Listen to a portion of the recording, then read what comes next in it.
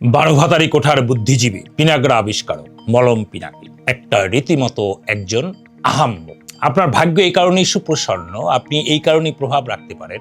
এক সময় আপনি যখন স্বৈরাচার বিরোধী আন্দোলনের একটা বড় ভূমিকা ছিল, আপনার কথা বলতেন, তখন বাংলাদেশের জাতীয়তাবাদী দলের লক্ষ কোটি মানুষ আপনার ভিডিওগুলো দেখেছে এবং ওই কারণে আপনি আজকে 3 বা 4 মিলিয়ন মানুষের কাছে পৌঁছে যান খুব অল্প সময়ের জন্য।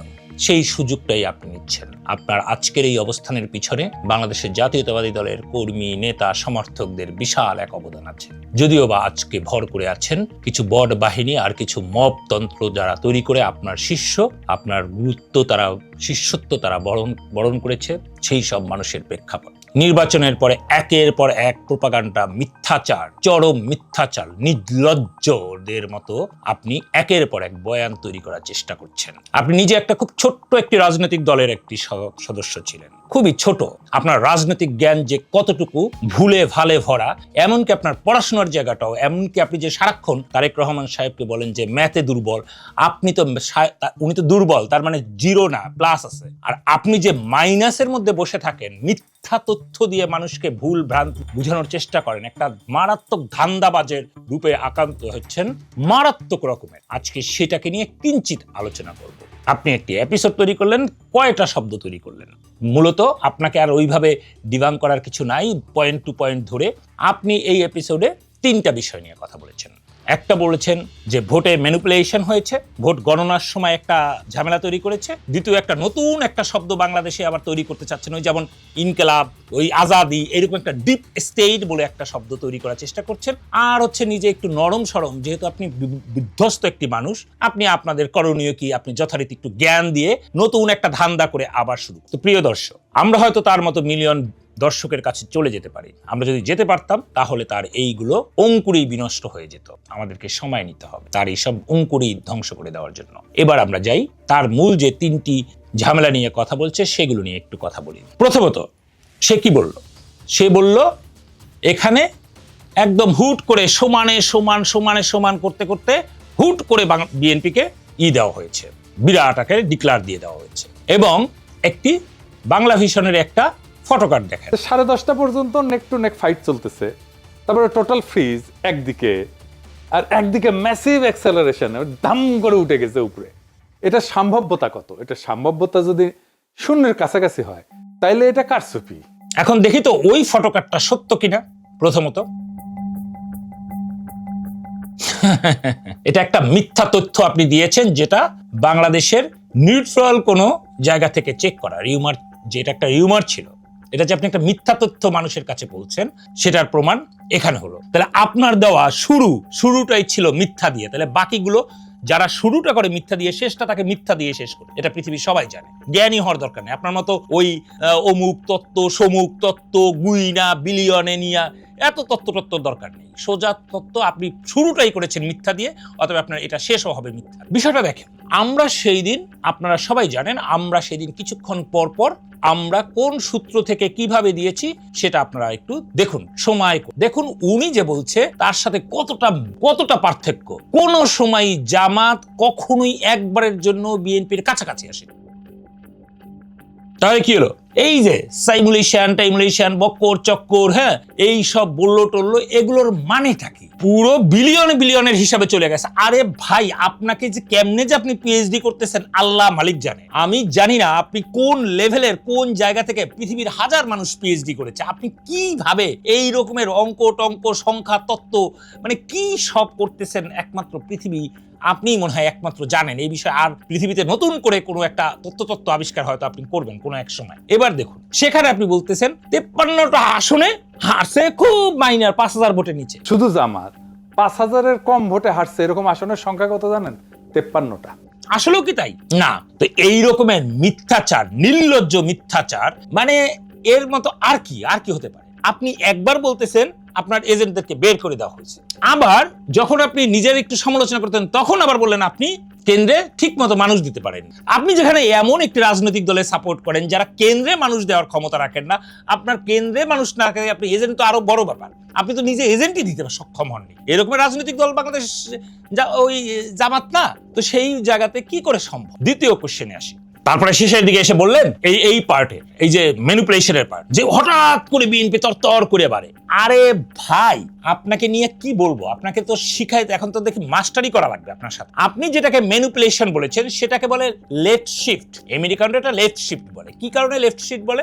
প্রথমত হয় কি, যে সব ছোট ছোট কেন্দ্র এগুলোর ফলাফল খুব দ্রুত হয়, ছোট ছোট কেন্দ্র, এবং বড় কেন্দ্র যেখানে ভোটার সংখ্যা বেশি সেগুলো গুনতে সময় লাগে, সেগুলো রেজাল্ট আসতে সময় লাগে, তাই না? তো এই যেহেতু বড় কেন্দ্রে রেজাল্ট আসতে হয়, তো ফলাফল নির্ধারণ হয় সাধারণত বড় কেন্দ্রগুলো দিয়ে, ছোট কেন্দ্রগুলো দিয়ে ফলাফল নির্ধারিত হয় না, যে কারণে ছোট কেন্দ্রগুলোর আগে ফলাফল আসে। তো এই যে ছোট ফলাফলগুলো আগে আসা এবং বড় ফলাফলগুলো শেষে এসে নির্ধারণ, রেজাল্ট যেটা নির্ধারণ হয় সেটা সব সময় শেষের দিকেই হয়, এবং সেটাকে বলে লেট শিফট। তো পুরো বিষয়টা তো আপনারা বুঝেছেন যে কি পরিমাণে মিথ্যাচার করেছে। দেখুন, ভোটে যে জামাত হারবে এটা সবাই বাংলাদেশের, কিন্তু তারা একদম নিশ্চিত করে ফেলছে ভোটের আগের দিনে যেই সব ঝামেলাগুলো তারা তৈরি করেছে। যেই মানুষগুলো ভোট কেন্দ্রে যাওয়ার চিন্তা করেনি, হয়তো ভোটে যাবে না, সেই মানুষও জামাতের এই প্রতিবাদের জন্য ভোট কেন্দ্রে গিয়েছে। কারণ ভোটের আগের রাতে সারা রাত বসে যেই পরিমাণে অন্যায় কাজগুলো করেছে ইলেকশন ম্যানিপুলেশনের জন্য, সেটা বাংলাদেশের এ যাবৎকালে স্মরণকালের ইতিহাসে সবচেয়ে বেশি। একটা সবচেয়ে বড় রাজনৈতিক দল রাজনৈতিক মাঠে আছে, জামাত কল্পনাও করেনি যে তারা ওইভাবে প্রতিহত হয়ে যাবে আগের রাতে। টাকা সহ ধরা পড়েছে, কেন্দ্রে ধরা পড়েছে, সিল সহ ধরা পড়েছে। ইলেকশন ম্যানিপুলেশনের জন্য যা যা দরকার সবগুলোতেই জামাত আগেই করে ফেলছে, যে কারণে জামাতের আরো ভরাডুবি হতো। সেই প্রসঙ্গে নির্বাচনের রেজাল্ট নিয়ে যখন আমরা আলোচনা করব তখন এই বিষয়ে বিস্তারিত আজকে বললাম না। দ্বিতীয় হচ্ছে আপনি ডিপ স্টেটের ই করলেন। আচ্ছা, আপনি কি নিজে বুঝেন ডিপ স্টেট কি? প্রিয় বন্ধুরা, ডিপ স্টেট হচ্ছে এরকমের একটা ইংরেজি শব্দ যার হচ্ছে বাস্তবে কোনো অস্তিত্ব খুঁজে পাওয়া যায় না। একটা সরকারের মধ্যে একটা সরকার থাকে, যেই সরকারের সমস্ত কলকাঠি নাড়ে, কিন্তু তাকে খুঁজে পাওয়া যায় না। কে তার একটা নির্দিষ্ট এজেন্ডা নিয়ে থাকে, তাকে বলে ডিপ স্টেট। তো এখন দেখুন, ডিপ স্টেট যখন একটা দেশে কাজ করে তখন সেটা কি করে? একটা দোদুল্যমান সরকার তৈরি, যে সরকার ওরা পিছন থেকে টান মারবে, সরকারই কাজ করতে বাধ্য। আচ্ছা, বিএনপি এই মুহূর্তে পর্যন্ত 212টা আসন পেয়েছে, বিএনপি এবং বিএনপির জোট। 212টা মানে কি? নিরঙ্কুশ সংখ্যাগরিষ্ঠতা। কোন রকমের কোন রাজনৈতিক দল, কোন ব্যক্তির উপরে এই সরকারকে নির্ভর করতে হবে না আগামী 5 বছর। তো এই রকমের একটা রেজাল্ট কখনো ডিপ স্টেট তৈরি করে দিবে? ডিপ স্টেট তৈরি করে দিবে হচ্ছে ধরেন 138, 142, 148, 143, যে তার কিছু এলাই থাকবে, তাদেরকে দিয়ে সে মেনটেন করে তাদেরকে ধ্বংস করে। তো এইরকম একটা ছোট বিষয়কে এত বড় করে দিয়ে একেবারে ডিপ স্টেট একটা তত্ত্ব আবিষ্কার করলেন। মানে রীতিমতো একটা আহাম্মক থাকে, আপনি তার চেয়েও বড় একটা আহাম্মক। আসলে আপনাকে দিয়ে ওই ধরনের মলম টলম আবিষ্কার করা দরকার। যেই মানুষ নিজের জীবনে ডাক্তারি পাশ করে ডাক্তারি করতে পারেননি, সেই মানুষের কাছ থেকে পৃথিবীতে আর কি আশা করতে পারে? মানুষকে আশা করতে পারে। 3 নম্বর আসছে নিজের দলের বিভিন্ন বক্কর নিয়ে। এটা হচ্ছে একটা সফট একটা জায়গা, যেটা দিয়ে আপনি আবার নতুন করে একটা বয়ান তৈরি করুন। শক্তি জামাত আর এনসিপির পিছনে দাঁড়াইছে, সেই শক্তিকে সংহত কইরা পরের নির্বাচনের জন্য আজ থেকে প্রস্তুতি নেওয়া উচিত। এই নির্বাচন কিন্তু দেখাই দিল যে বাংলাদেশ এখনো গণতান্ত্রিক পরিপক্কতায় পৌঁছায়নি, কিন্তু এই ভোট প্রমাণ করলো একটা বিকল্প শক্তি উঠে এসছে। তো প্লিজ মিস্টার পিনাকি, আপনাকে আমরা বারবার বলি যে আপনি যদি কথা বলেন, আপনি যদি জ্ঞানী মার্কা কথা বলেন, তথ্য দিয়ে কথা বলেন, সেই তথ্যটাকে অবশ্যই সত্য বলতে হবে। এই রকমের মিথ্যা তথ্য বাংলাদেশের মানুষকে, বাংলাদেশের জাতীয়তাবাদী দল এই মুহূর্তে রাষ্ট্র ক্ষমতায় চলে আসছে 212টি সিট নিয়ে, নিরঙ্কুশ সংখ্যাগরিষ্ঠতা নিয়ে। আপনি কোনোদিন এ যাবৎকালে একটা ডেমোক্রেটিক গভর্নমেন্টের আন্ডারে ছিলেন, আপনার এই অভিজ্ঞতা থাকা উচিত। এই ধরনের একটা নিরঙ্কুশ সংখ্যাগরিষ্ঠ রাজনৈতিক দলের সাথে আপনি তো ভালো, আপনার যে বড়রা পর্যন্ত ছিটকে যাবে।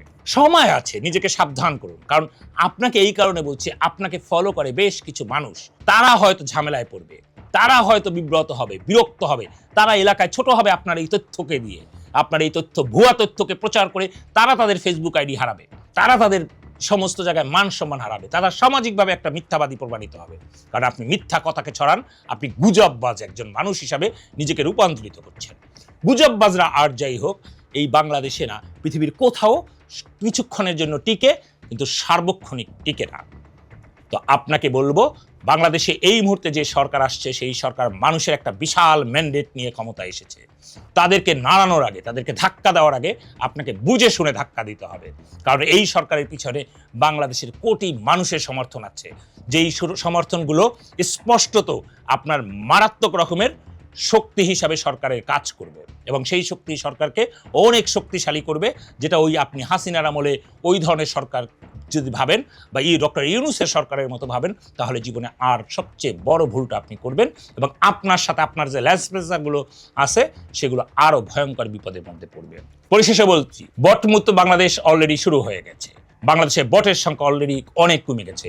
যারা যারা এই মুহূর্তে বট করছেন, এই পিনাকির কথা শুনে বা তার লেসপেন্সারদের কথা শুনে, তার শিষ্য সাবুদের কথা শুনে, সেই মানুষগুলো কিন্তু নিজেরা জানেনই না একটি রাজনৈতিক দল যখন রাষ্ট্র ক্ষমতায় আসে অসম্ভব জনপ্রিয়তা নিয়ে, তখন তাকে কি করে হ্যান্ডেল করতে হয়। মুয়ানের ভুলেও কখনো কেউ মাফ করতে যায় না। আইনের শাসন কিন্তু কায়েম হবে। আইন যদি আপনাদেরকে বিপদে ফেলে দেয়, সেক্ষেত্রে আপনারা তখন গণতন্ত্র বলে, স্বাধীনতার কথা বলে আপনারা যদি চিৎকার করেন, কেউ এই কথা শুনবে না। আর পরিশেষে একটা গল্প বলি, সেটা হচ্ছে মিস্টার পিনাকি এমন কোনো মন্তব্য করবেন না, এমন কোনো তথ্য করবেন না যেটা বুঝতে হলে আপনার কাছে যেতে হবে। যেমন একটা একজন লেখকের কাছে গিয়েছে চিঠি লেখাতে। আগের দিন তো মানুষ অনেকে লিখতে পারতো না, তো যাওয়ার পরে ওই লোকের কাছে গেলে বলে যে ভাই চিঠি লিখে দেন একটু, আমি আমার স্বামীকে পাঠাবো। তার মহিলারা বলতেছে এই আমাকে তাহলে 200 টাকা দাও। তো বলছে 200 টাকা লাগবে একটা চিঠি লিখতে? বলে হ্যাঁ, কারণ আমার এই চিঠি যদি বুঝতে হয়, তাহলে বুঝাইতে হয়, তাহলে আমাকে গিয়ে আবার ওই চিঠি বুঝাতে হবে। তা আসা যাওয়ার ভাড়া, রাস্তায় বসে খাওয়া, এই জন্য 200 টাকা দিতে হবে। তো আপনার ঘটনা হচ্ছে তাই। আপনার জিনিস বুঝতে হলে, আপনার জিনিস বুঝাইতে হলে, তাইলে ওই রকমের আপনাকেই বুঝাইতে হবে। আপনি যে ভংচং বুঝিয়েছেন, আপনি নিজে বুঝছেন কিনা আপনি নিজে একটু চিন্তা করে দেখেন। ভালো থাকবেন বাংলাদেশে এই মুহূর্তে একটি জনপ্রিয় গণতান্ত্রিক সরকার রাষ্ট্র ক্ষমতায় অধিষ্ঠিত হচ্ছে। শুভেচ্ছা আপনাদের।